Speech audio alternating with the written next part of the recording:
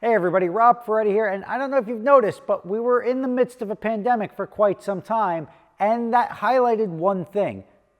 Not the importance of family, but no, it highlighted the importance of having a good versatile razor at home, because you have hair and beards and everything that's growing where it shouldn't be to lengths that it should never be, and that's where you learn the value of a good versatile razor. So you may be asking yourself, why buy the Brio Beardscape when there's so many other options in the marketplace? Well, its strong motor and sharp blade cut extremely well.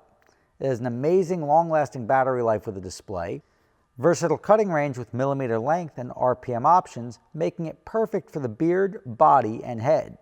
It's a premium trimmer at a not-so-premium price, and it comes with a 60-day money-back guarantee, which is what good products generally come with because they know you're going to like it. And good news, guys, Brio is hooking you up with the best price on the Brio Beardscape. So click the link below in the description to try one for yourself. All right, everybody, Rob Ferretti, and let's talk about that Nissan 400Z reveal, because this is one of those things where they start launching cars in new and creative ways, and I feel like the budget on the 400Z stopped when it came to the department that was supposed to style the car. Because you start from the inside, right? Everything's nice, gear shift, it's got a 6-speed transmission, it's a turbo 6. Like, that's very promising for a $35-ish thousand car. And then you get to the exterior and you're like, legitimately when I saw it, I'm like, it looks like one of those generic cars in the video game. It's like, here comes sports car. It's just got the weirdest proportions and shapes. Maybe not proportions, but the weirdest overall look, and the color is heinous. So if you're going to ask me what is wrong with the 400Z, I would say it looks terrible.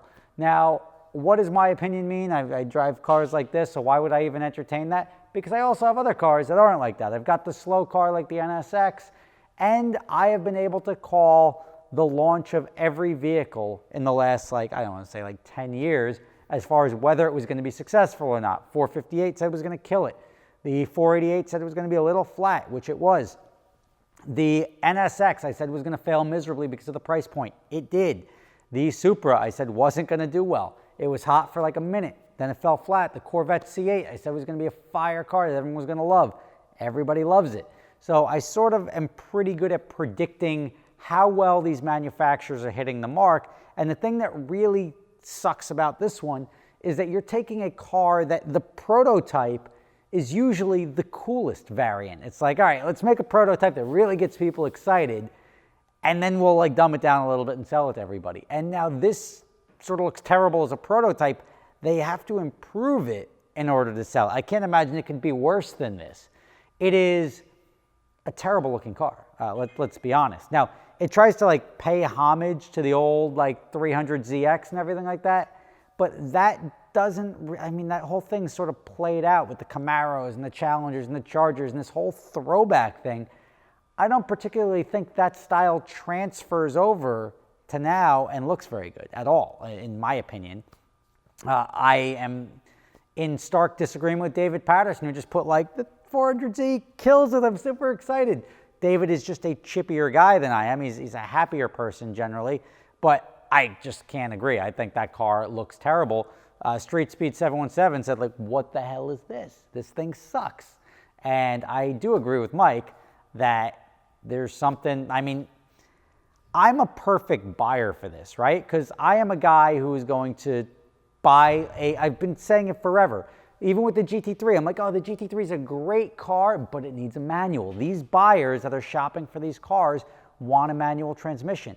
And I was right. Then the 911R came out, and I'm like, this is awesome, but it's too expensive. Then the 991.2 GT3 came with a manual. Sort of beat up the values on the 911Rs, but it was a car that was sold like hotcakes. I don't even know how many they sold.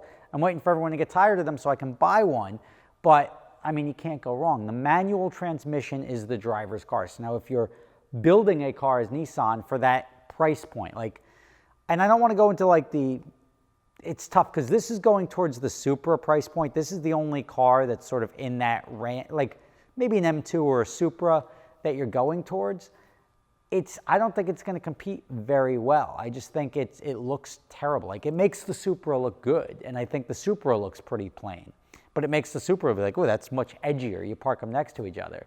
So that's a significant problem for the design team on that car. It's not too late to fix it, but I mean, you look at the other cars in that relative price range, like the FRS, the BRZ, what else is in there? The Focus ST. These are all cars, and even the Civic is a higher price point. The Civic Type R is more of the Supra price point.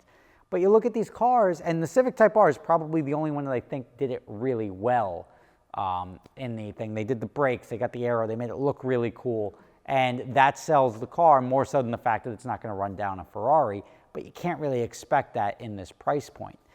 The fact that it's a twin-turbo 6 from the factory with a manual box and the handbrake, which is good. They stopped. Everybody's doing electric handbrakes now, but it's nice to have this little, like, I want to drift into a garbage can because I think I can drift with the handbrake.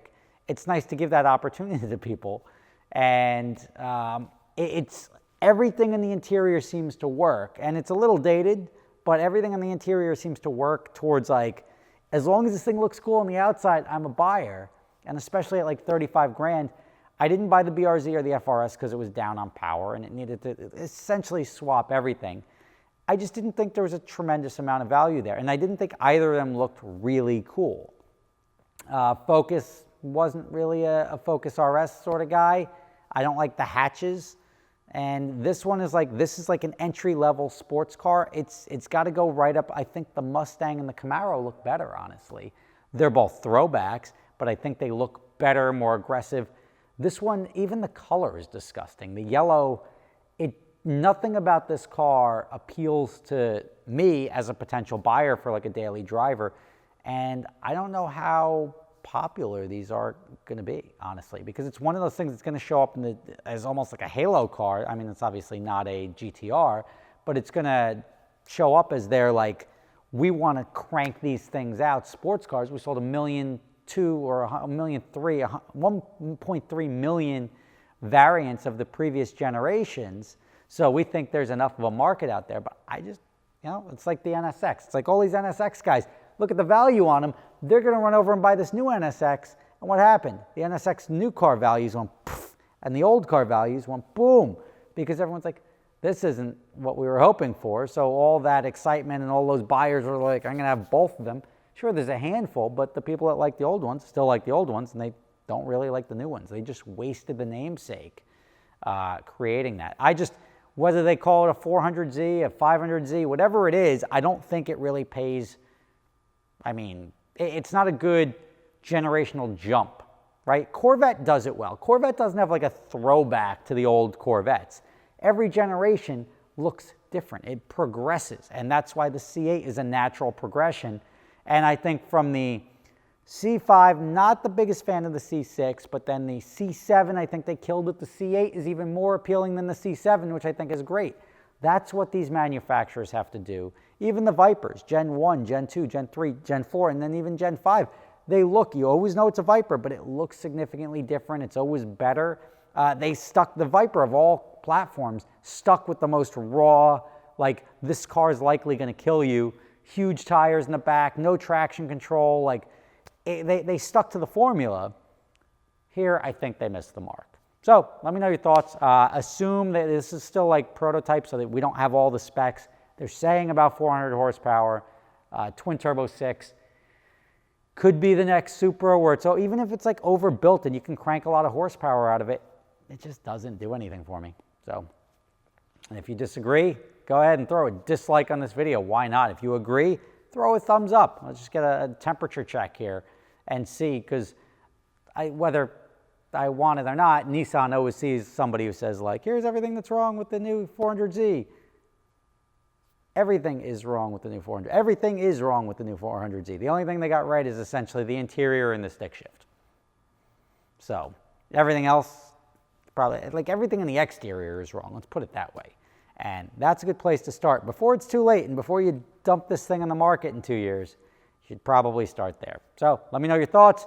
Thank you for watching. Rob Ferretti. I'll see you tomorrow. All right, Rob Ferretti, Matt Farah, Amelia Hartford here at Westside Collector's Car Garage in Culver City. And we are launching a new show called Sorted, sponsored by Auto Tempest, where we're out in search of the fastest modified street cars in the country.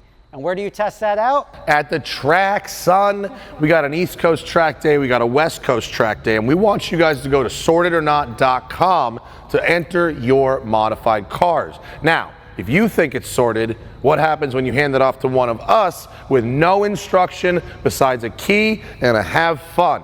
We're going to find the best cars on the East Coast and the best cars on the West Coast, and then we're going to race them, and we're going to see who has the fastest modified car. And then that's where the prize comes in. So visit sortedornot.com. If you think that your car is capable of being handed to the three of us, you submit it there, and we'll see if you're right.